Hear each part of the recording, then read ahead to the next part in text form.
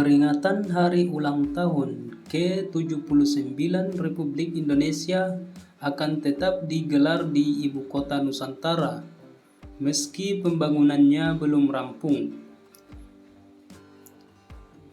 Berkejaran dengan waktu, pembangunan sejumlah infrastruktur penunjang untuk upacara peringatan kemerdekaan tanggal 17 Agustus 2024 di IKN terus dikebut.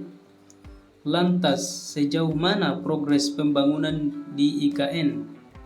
Sebulan jelang upacara peringatan 17 Agustus 2024, pemerintah mengakui fasilitas di IKN belum sepenuhnya memadai.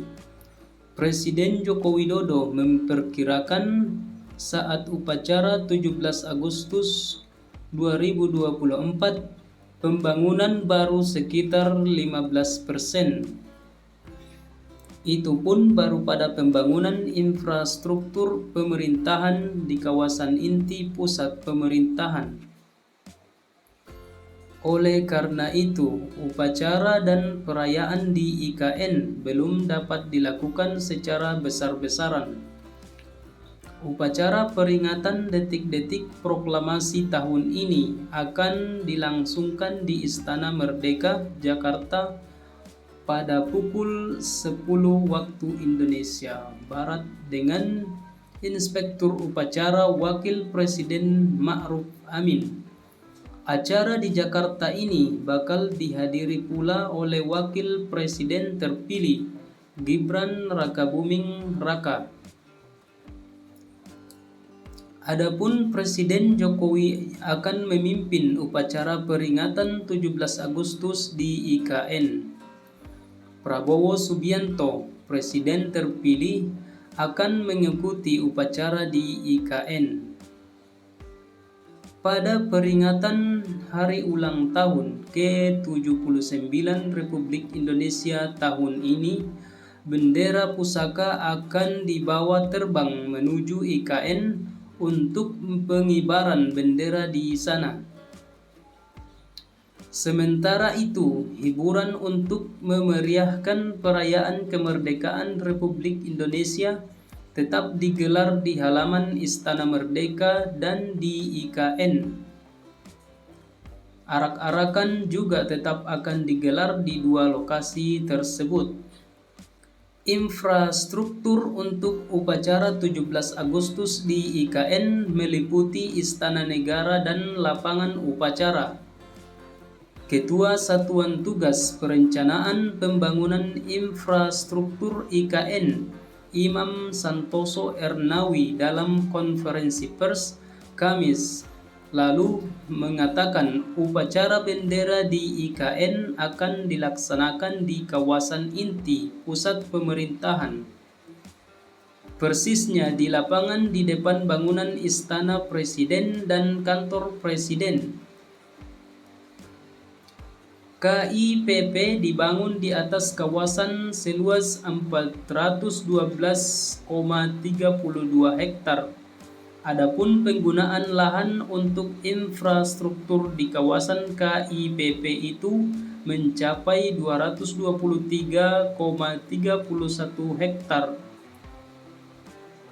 Kawasan Istana Presiden dan lapangan upacara serta 4 kantor kementerian koordinator yang terus digenjot pembangunannya berada dalam kawasan KIPP.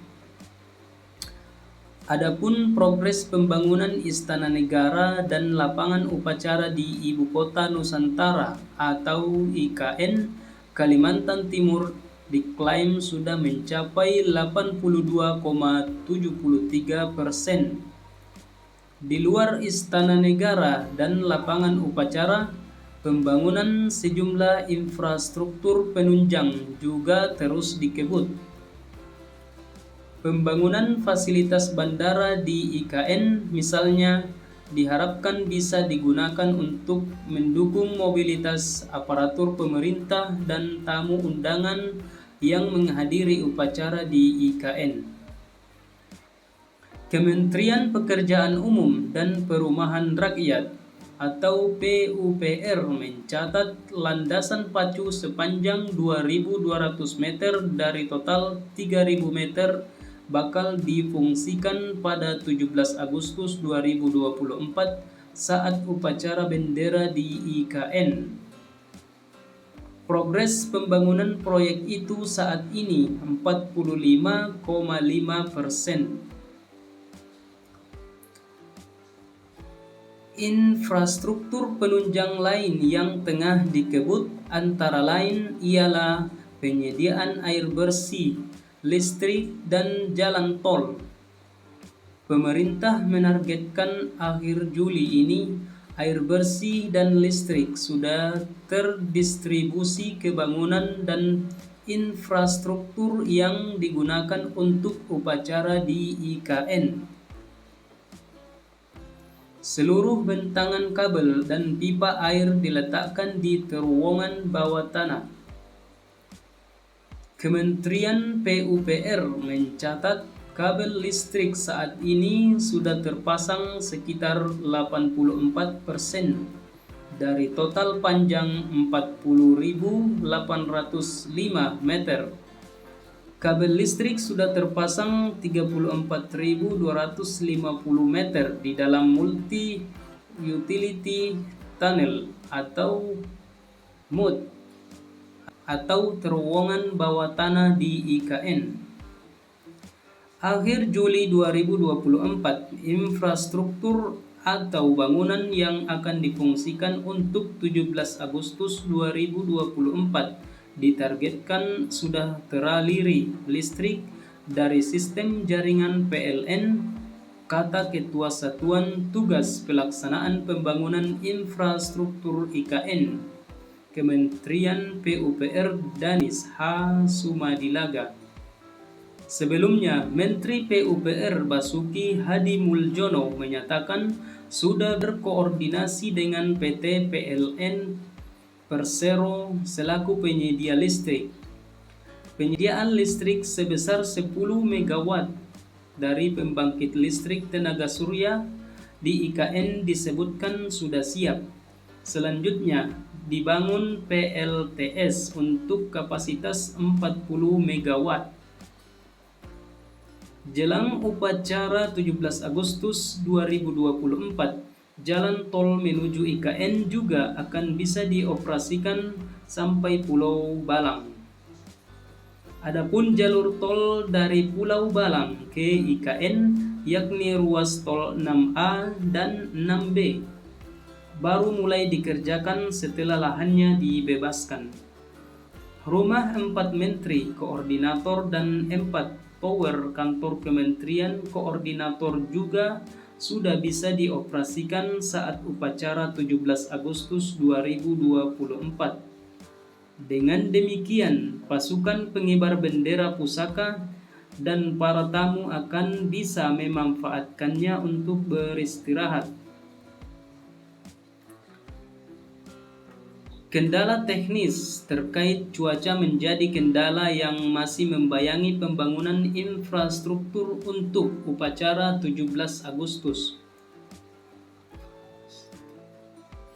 Curah hujan tinggi misalnya menjadi kendala pembangunan landasan pacu Bandara Ibu Kota Nusantara.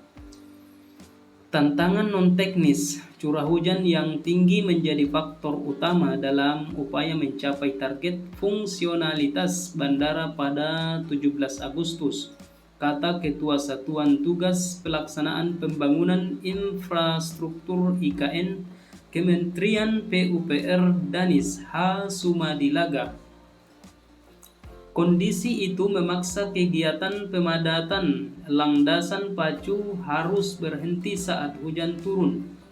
Badan Meteorologi, Klimatologi, dan Geofisika mencatat secara umum wilayah Kaltim diperkirakan hujan pada Juli ini. Intensitas hujan di Kaltim rendah hingga sedang berkisar 10-75 mm. Menteri Perhubungan Budi Karya Sumadi mengatakan dari total 30 hari, hanya 8 hari cuaca cerah di IKN. Jika kondisi ini terus terjadi, kata Budi. Target pembangunan sejumlah fasilitas bandara IKN berpotensi mundur dari rencana awal, yakni bisa difungsikan pada 17 Agustus 2024. Pemerintah melakukan modifikasi cuaca untuk mengatasi kendala curah hujan yang tinggi. Walakin, upaya modifikasi cuaca hanya mengurangi intensitas hujan. Saya minta modifikasi cuaca di wilayah Kalimantan Timur dapat ditingkatkan bekerja sama dengan seluruh pemangku kepentingan, kata Menteri Perhubungan Budi Karya Sumadi. Kepala Badan Meteorologi, Klimatologi, dan Geofisika Dwi Korita Karnawati mengatakan pada 1-12 Juni 2024 teknologi modifikasi cuaca belum diterapkan. Hujan terus terjadi di IKN, yakni di sekitar Kecamatan Sepaku, Penajam Pasir Utara. Saat penerapan TMC, hujan tidak turun pada 14-16 Juni 2024. Akan tetapi, ada peringatan dini tentang fenomena Madden-Julian Oscillation atau MJO pada 7 Juli 2024. MJO adalah semacam anomali cuaca yang sudah terprediksi beberapa hari sebelumnya. Fenomena itu berkontribusi meningkatkan curah hujan di Kaltim. Kondisi tersebut membuat upaya modifikasi cuaca yang dilakukan sulit berjalan optimal. Memang tampaknya dengan anomali yang sangat kuat ini hujan tidak bisa ditanggulangi, kata Dwi Korita.